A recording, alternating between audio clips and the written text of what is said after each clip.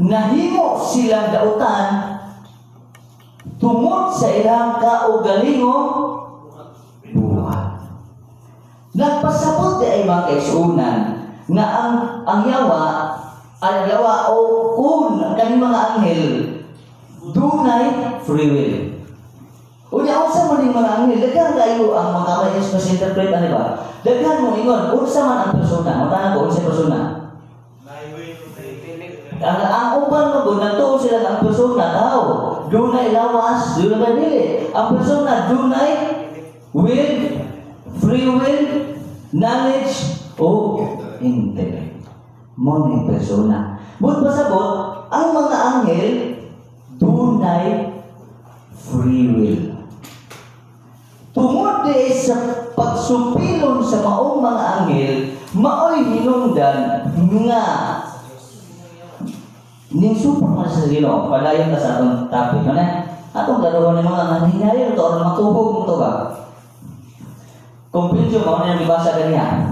Compendium of the Catechism of the Catholic Church, mo itong dibasa. So na this expression indicates that Satan and the other demons about which sacred scriptures in the tradition of the church speak were angels created good by God. Diba? Klaro kayo. Nabasa naman ako inyo na lang i-recap o pasahan nyo, tanawan nyo sa kung sisi o kaupat na na paragraph 74. Dali. Catechism of the Catholic Church. Sisi mo ta. Kini mga pagtulo na dugma maunay mga libro sa sibang Katoliko mga bukad kayo. Unsa na gayon? Paragraph 391. Behind the disobedient choice of our first parents lurks a seductive voice opposed to God, which makes them fall into death out of envy. Scripture in the church tradition see in this being a foreign angel called Satan or the devil. The church teaches that Satan was at first a good angel. Ato pa anghel na maayo. Gihimo sa Dios. Made by God. The devil and the other demons. Sa ato pa other demons doon na siya kauban.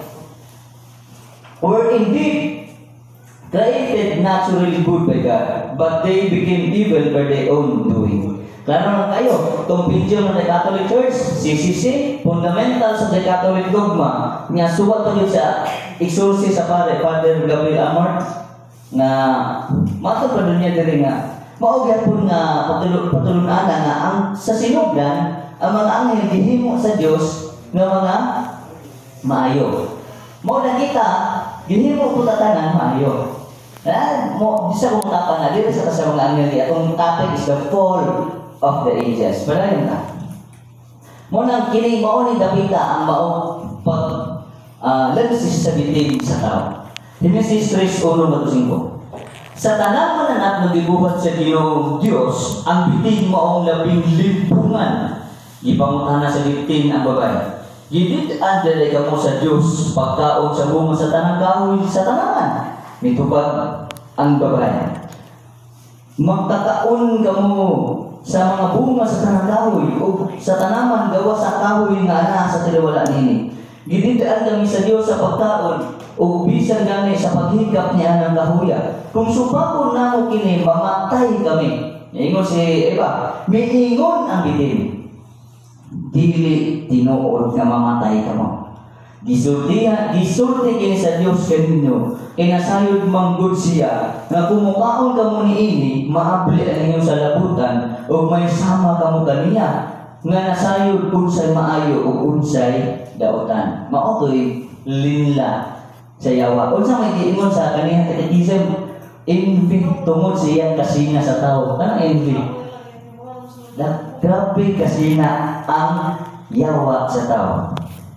Taas kini nga explanation kung ato ning sa atakon mo nang buburo ng oras kay pero ato na lang itinamba na lang ng pagis para mahinahinay magtubog ninyo.